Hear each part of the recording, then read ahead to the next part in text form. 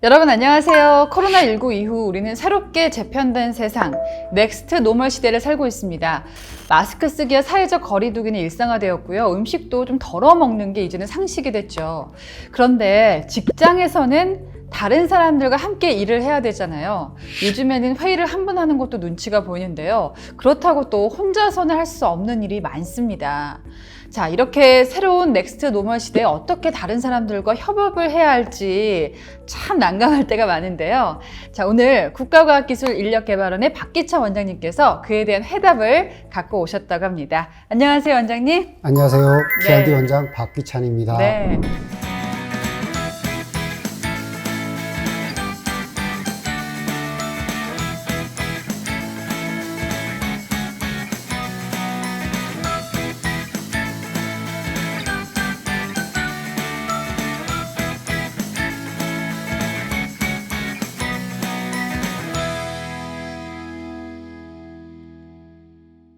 자, 오늘은요, 성공으로 이끄는 협업의 기술에 대해서 말씀해 주신다고요?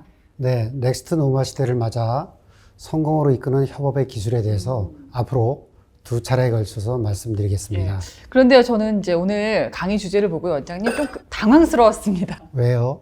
왜냐하면 요즘처럼 비대면이 일상이 된 사회에서 도대체 어떻게 협업을 성공적으로 할 수가 있겠어요? 짐작이 잘 안 되는데요. 비책이 있습니다. 비책이요? 네, 그것도 아주 새로운 비책들이 있습니다. 그렇군요. 자, 그렇다면은 그런 기대를 갖고 한번 들어볼까요? 좋습니다. 네. 아나운서께서는 혹시 라방을 많이 보시나요? 라방이요? 근데 저는 이제 보는 쪽보다는 제가 많이 하죠. 그렇군요. 네. 최근 포스트 코로나 시대를 맞아 기업의 마케팅 트렌드도 변화의 바람이 일고 있고요. 그 중에서도 새로운 쇼핑 채널로 급부상한 라이브 커머스와 취향 저격 치트킨 브랜드 콜라보는 대표적인 협업의 성공 사례입니다. 예를 들면 어떤 사례가 있을까요? 이겁니다. 지금 보시는 라방을 통해서는 특급 호텔의 스위트룸 객실 200개가 단 10분 만에 완판이 되었어요. 10분이요? 근데 그 스위트룸이라면 가격도 굉장히 비쌀 텐데 대단하네요. 이게 바로 협업의 효과입니다.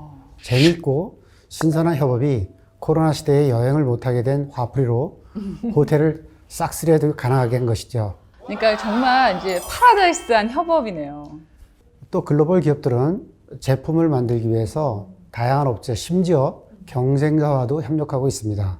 아나운서님은 어느 회사 스마트폰을 사용하시나요? 저는 LG 폰을 씁니다만은 사실 아이폰을 많이 쓰시죠. 예.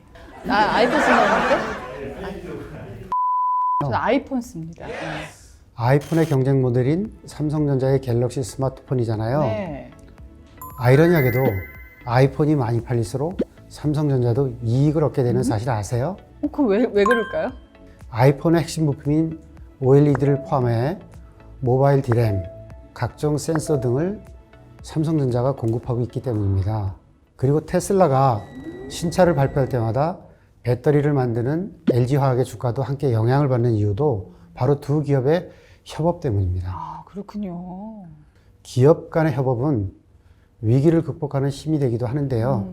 한창 일본의 수출 규제로 국내 업체들이 어려움을 겪던 시기가 있었잖아요. 네, 그러니까 제가 기억하기로는 아베 정부가 우리 반도체 산업 이런 말은 좀 그렇지만은 목으로 쥐흔들었던 그런 사건이 있었잖아요. 맞습니다. 반도체 제작 공정에는 불화수소라는 물질이 꼭 필요한데요. 그때 일본의 대부분을 의존하고 있던 불화수소의 수입이 중단된 적이 있었어요. 이때 삼성전자와 SK하이닉스 같은 대기업들이 국내 소부장 기업들과 협력해서 단기간에 불화수소를 국산하는 데 성공합니다. 이 경우가 바로 기업들이 협업하여 위기를 기회로 바꾼 대표적인 사례입니다. 그러니까 협업이라는 게 좀 아이러니하지만은 경쟁 기업의 이익도 챙겨주고 또 위기를 이렇게 기회로 바꾸기도 하는군요. 원장님, 저는 이제 코로나19 전과 후가 사람의 삶이 너무나 많이 바뀌었다고 생각을 하는데 얼마나 그리고 어떻게 달라졌을까요?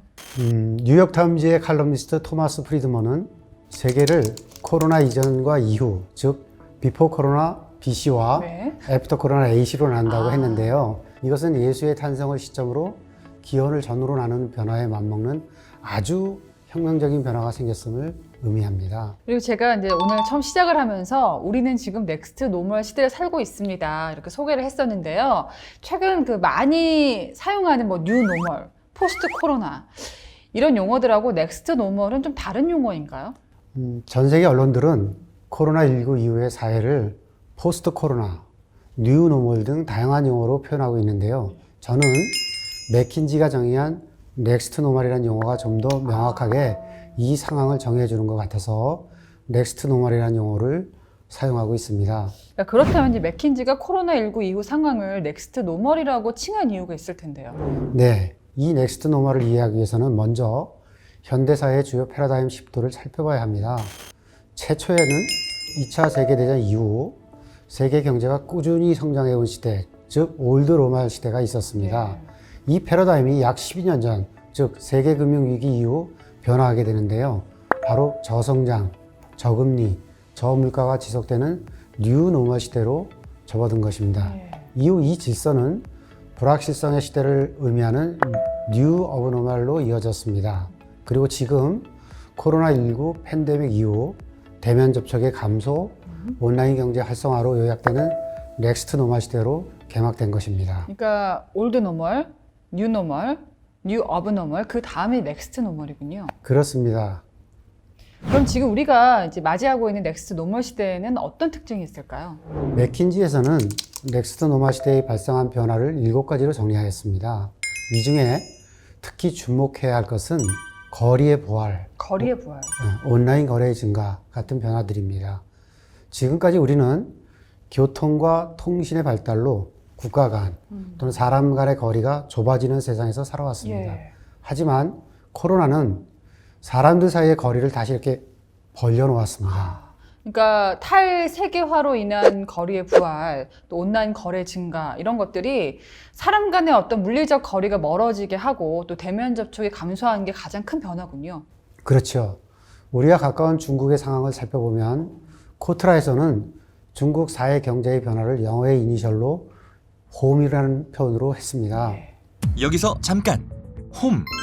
이 단어는 헬스케어에 대한 관심 고조, 온라인 사업 성장, 무인화, 재택근무 활성화를 뜻합니다. 이런 트렌드만 보더라도 우리의 일상과 더불어 하는 일도, 업무 환경도 달라지고 있다는 것을 느끼실 겁니다. 재택근무가 점차 보편화되고 디지털로 업무 환경이 옮겨지고 있습니다. 당연히 기존의 사무실 중심 업무와는 전혀 다른 새로운 업무 방식이 필요한 시점입니다. 그러니까 기업은 시장 상황에 매우 기민하게 반응을 해야 되잖아요. 그렇다면 넥스트 노멀을 발빠르게 준비한 기업들도 적지 않을 것 같은데 어떤가요? 어떤 기업들은 이미 변화를 선도하고 있었어요. 특히 마이크로소프트사는 2015년도 이전부터 오프라인과 온라인을 넘나들며 업무를 추진하고 있습니다. 마이크로소프트는 업무 공간을 기반으로 모여서 함께 일하던 이전과는 달리 이메일, 채팅, 온라인 회의 등 새로운 협업 툴이나 소통 시스템을 통해 동료와 의견을 나누고 자료를 공유합니다. 기존의 업무가 공간을 중심으로 이루어졌다면 이제는 온라인상의 연결을 중심으로 재편되고 있습니다. 코로나19로 인해서 기업들이 일하는 방식이 크게 변하고 있네요. 그렇습니다. 사람들 간의 물리적 접촉이 없어지면서 일하는 방식이 변화했고 그만큼 새로운 업무 전략이 필요한 상황입니다. 이러한 변화 환경에서 대기업들은 분야를 막론하고 협업을 변하는 시대의 돌파 전략으로 선택하고 있는데요. LG화학은 GS칼텍스, 그린카 같은 기업들과 협력하여 전기차 충전 환경 개선 및 신사업 발굴을 위한 업무 협약을 체결했습니다. 또 라이벌 관계인 애플과 구글도 코로나19 확산 추적을 위해 개인정보보안 접촉자 추적 기술을 공동 개발했습니다. 협업 툴인 라인웍스의 이용이 현저히 증가한 건 역시 넥스트 노멀 사회에서 협업에 대한 요구가 확대되고 있음을 보여줍니다. 자, 그렇다면 사람들은 무엇 때문에 협업에 주목할까요?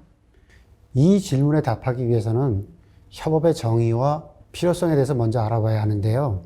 아나운서께서는 협업의 정의를 한번 내려보시겠어요? 협업, 그러니까 뭐 하나의 목표를 위해서 함께 일하는 거 아닐까요? 예, 맞습니다. UC 버클리 모튼 한센 교수라는 분이 협업을 각 이해관계자들이 소통과 협력을 통해서 공공의 목표를 달성하고 성과를 창출하는 행동이라고 정의를 하였습니다. 이 말에 협업의 핵심이 들어 있습니다. 단순히 함께 활동하는 것이 중요한 것이 아니라 공동 활동을 통해서 더 나은 성과를 창출한다는 것이 바로 핵심입니다. 자, 그런데 원장님, 저도 이제 방송 자체가 협업이잖아요. 근데 협업을 제가 많이 해봤는데 현실은 좀 달랐어요. 왜냐하면은 협업을 한다고 무조건 성과가 나는 것도 아니고 이게 진짜 생산성이 좋아지는 게 맞는지 의문이 들 때가 많거든요. 물론 그렇지만은 않겠죠. 실제로 협업하는 과정에서 다양한 문제가 발생합니다. 아나운서님은 어떤 문제를 느끼셨나요? 저는 숟가락만 얻는 사람들, 그러니까 무임승차하는 거, 그런 거 많이 느꼈어요. 정확히 짚으셨어요. 사람이라는 컨설팅 기업에서 조사를 했더니 네. 응답 기업의 65%가량이 협업 시 무임승차 직원이 있다고 대답했습니다. 또한 구성원 간 소통 문제 또는 비협조적인 태도, 이런 것들이 원활한 협업을 가로막는 요인이었었어요.